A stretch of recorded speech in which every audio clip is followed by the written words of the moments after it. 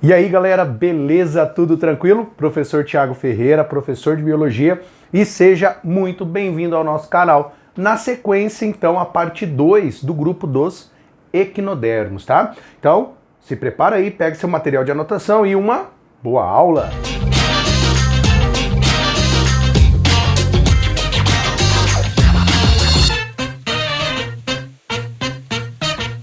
Bom, galerinha, então, vou rapidão sair da frente aqui, ó, para você ter aquele momento prévio da nossa aula, montar seu quadro e montando seu esboço. Tá? Então aqui estão as informações necessárias para o seu mapinha conceitual. Se você ainda não assistiu a parte 1 de equinodermos, onde a gente trata de características gerais e sistema ambulacrário, né, acessa aqui o nosso cardzinho, volta lá, assiste e aí você vem para cá. Eu resolvi nessa aula aqui, nessa parte da aula, fazer uma figura um pouquinho mais detalhada do que é um equinodermo padrão. Então a gente, por mais que o mais conhecido sejam as estrelas do mar, em termos de fisiologia, né, são estudados os ouriços do mar, a estrutura do ouriço do mar. É essa que muitas das vezes aparece lá como um padrão de figura em um exercício de vestibular, tá? E aí, abordando algumas estruturas aqui dentro, né, a gente faz a referência a um pouquinho da fisiologia e termina com a parte de reprodução aqui desse ladinho, fechou?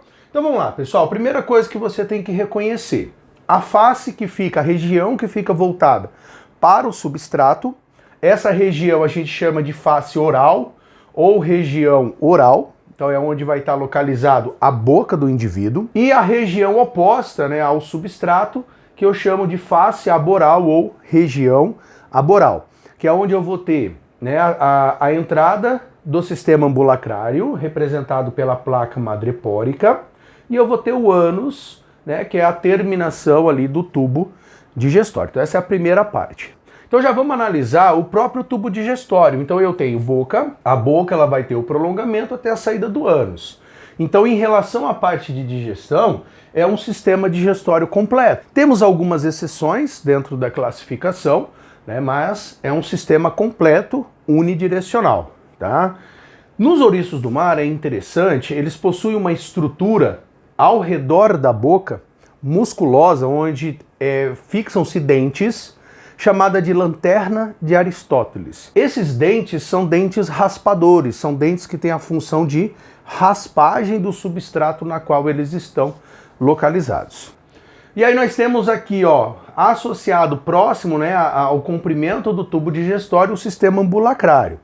Então nós vamos ter a placa madrepórica, igual eu citei com vocês, nós vamos ter o canal madrepórico, o canal pétreo, o canal circular, e aí eu representei um único canal radial. Lembrando que o ouriço ele não tem os braços característicos da estrela do mar, mas ele possui, né, a simetria pentarradial, então ele vai ter, né, várias 5 prolongamentos, né, de braços radiais em relação aos canais do sistema ambulacrário.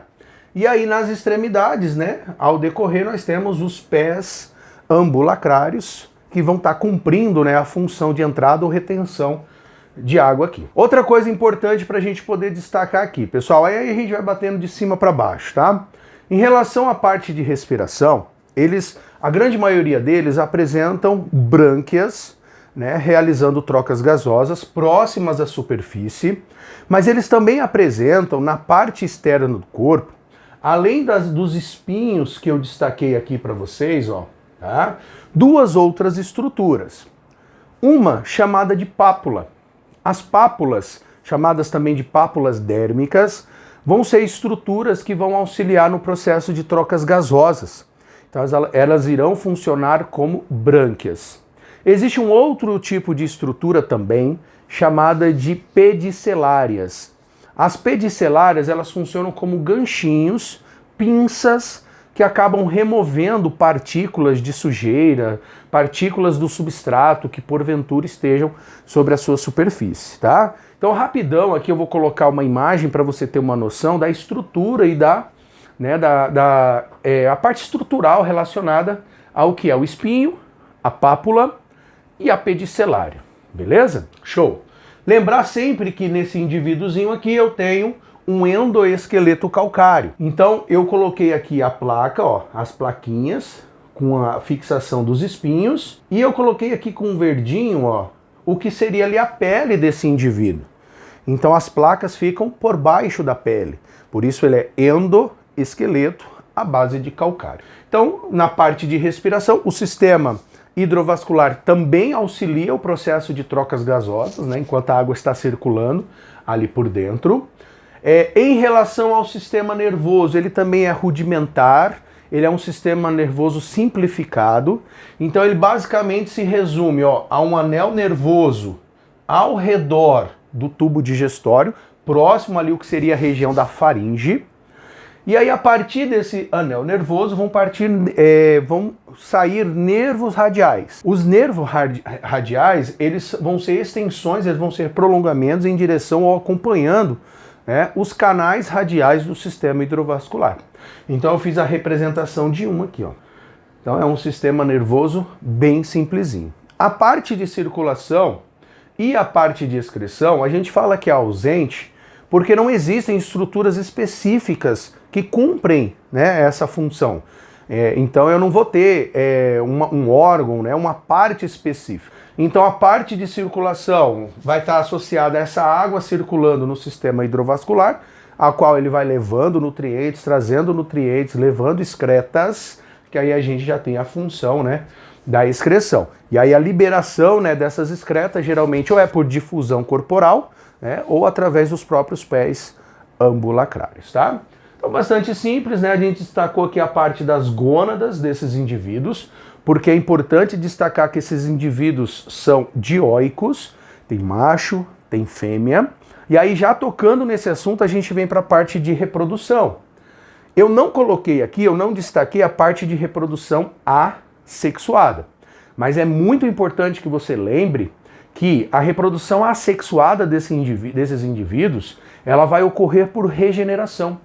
E quem vai ser citado fazendo parte dessa estratégia são as estrelas do mar. É muito clássico você observar questões analisando justamente essa parte de regeneração de partes.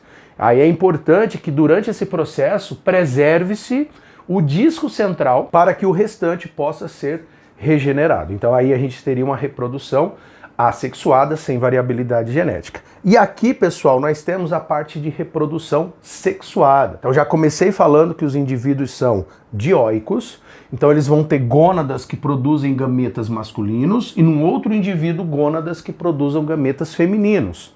Esses gametas são lançados na água.